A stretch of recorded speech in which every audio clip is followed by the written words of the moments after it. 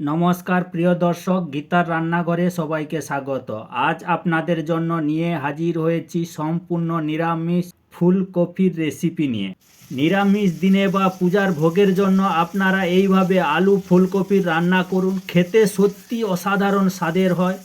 আশা করি রেসিপিটি আপনাদেরও ভালো লাগবে। এখনও পর্যন্ত আমাদের চ্যানেলটিকে না সাবস্ক্রাইব করা থাকলে সাবস্ক্রাইব করার অনুরোধ রইল। আলু ফুলকপির ঝোল রেসিপিটি বানানোর জন্য এখানে একটি ফুলকপি নিয়ে এইভাবে বড় বড় সাইজে আমি কেটে নিলাম, আর 3টে মিডিয়াম সাইজের আলুকে খোসা ছাড়িয়ে এইভাবেও কেটে নিয়েছি। এবার একটা কড়াই বসিয়ে তাতে দিয়ে দিলাম 2 কাপের মতন পরিমাণ জল, আর কেটে রাখা আলুগুলোকে দিয়ে দেবো, আর দিয়ে দেবো কেটে রাখা ফুলকপিগুলো এইভাবে সাজিয়ে ফুলগুলো উপর দিকে রেখে 2 মিনিটের মতন ঢাকনা দিয়ে বয়েল করে নেব। তাহলে ফুলকপির সবুজ গন্ধটা চলে যাবে। তত সময়ে অন্যান্য উপকরণগুলো রেডি করে নেব। এদিকে আমার ফুলকপি আলুগুলো বয়েল হয়ে গেছে, ছাঁকনি দিয়ে ছেঁকে নিলাম। একটা মিক্সি জারে দিয়ে দিলাম 2-3 টুকরো আদা, 2-3টে কাঁচা লঙ্কাকে কেটে, আর 2টো টমাটোকে ফালি ফালি কেটে দিয়ে দিলাম। দিয়ে একটা পেস্ট বানিয়ে নেব। টমাটো আদার পেস্ট বানিয়ে নিলাম। আর নিয়েছি 6-7টা কাজু বাদাম আর চাল মগজ 1 চামচের মতন, দিয়ে হালকা জল দিয়ে, সামান্য জল দিয়ে একটা পেস্ট বানিয়ে নেব। এইভাবে আমার পেস্টও বানানো হয়ে গেছে। এবার কড়াইতে 3 চামচ সরষার তেল দিয়ে দিলাম। তেলটা আমার গরম হয়ে গেছে। এবার কেটে রাখা আলুগুলোকে দিয়ে নেড়ে নেড়ে ব্রাউন করে, হালকা ব্রাউন করে কষিয়ে নেব। আলু হাফ বয়েল করেছিলাম, এতে বাদ বাকি সিদ্ধও হয়ে যাবে আর হালকা লেয়ারও একটা পড়ে যাবে। পরিমাণ মতন লবণ দিয়ে দিলাম।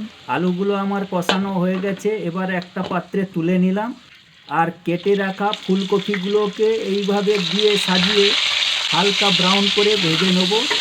কপিতেও সামান্য লবণ দিয়ে দিলাম, সুন্দর একটা কালার চলে এসেছে। ফুলকপিগুলো আমার কষানো হয়ে গেছে, নামিয়ে নিলাম।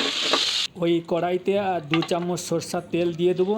গরম হয়ে গেছে, এতে দিয়ে দেবো 2-3টে তেজপাতাকে কেটে, আর দিয়ে দেবো 3টে শুকনো লঙ্কাকে কেটে, আর দিয়ে দিলাম 1 চামচ গোটা জিরা, আর দিয়ে দিলাম 3-4টে এলাচ, আর 3-4টে লবঙ্গ, দারুচিনি 2-3 টুকরো দিয়ে নেড়ে ভালো করে ভেজে নেব, যাতে কাঁচা গন্ধ চলে গিয়ে মিষ্টি সুগন্ধ বেরোতে শুরু করে। এবার দিয়ে দেবো টমাটো আদার বানিয়ে রাখা পেস্টগুলো, দিয়ে নেড়ে নেড়ে টমেটো আদার পেস্টগুলোকে কষিয়ে নেব।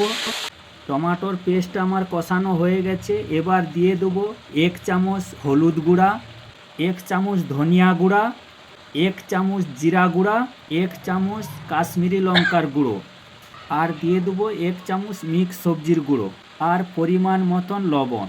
আর নেড়ে নেড়ে কষাবো যত সময় পর্যন্ত টমাটো মশলা থেকে তেল আলাদা না হয়ে বেরোয়।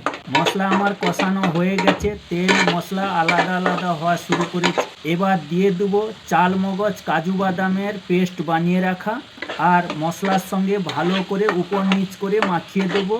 আর কাজু চাল মগজের পেস্টটাকেও ভালো করে কষিয়ে নেবো নেড়ে নেড়ে।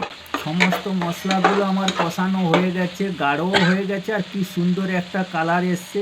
এবার আমি দিয়ে দেবো বয়েল করে রাখা ভেজে রাখা আলুগুলো, উপর নিচ করে মশলার সঙ্গে মাখিয়ে দিয়ে দেবো ভেজে রাখা ফুলকপিগুলোকেও, দিয়ে ভালো করে মশলার সঙ্গে মিশিয়ে নেব উপর নিচ করে। আর গ্যাসের ফ্লেমটা লো করে দিয়ে ঢাকনা দিয়ে কষিয়ে নেব 2 মিনিটের মতো। 2 মিনিটের মতন কষানোর পর মশলাকে উপর নিচ করে মাখিয়ে দিয়ে দেবো 2 কাপ জল। গ্যাসের আঁচটা বাড়িয়ে দিলাম, আর 5 মিনিটের মতন রান্না করে নেব। এবার দিয়ে দিলাম পরিমাণ মতন লবণ। এবার দিয়ে দেবো 1 চামচ দেশি ঘি, দিয়ে ভালো করে মিশিয়ে দেবো। 4-5 মিনিটের মতন রান্না করার পর ঝোলটা আমার গাঢ় হয়ে গেছে, আর দিয়ে দেবো কুচিয়ে রাখা ধনে পাতাগুলো। আবারও 1 মিনিটের মতন রান্না করে গ্যাসটাকে অফ করে দিলাম, আর উপর থেকে ছড়িয়ে দেবো ভাজা জিরের গুঁড়োগুলোকে।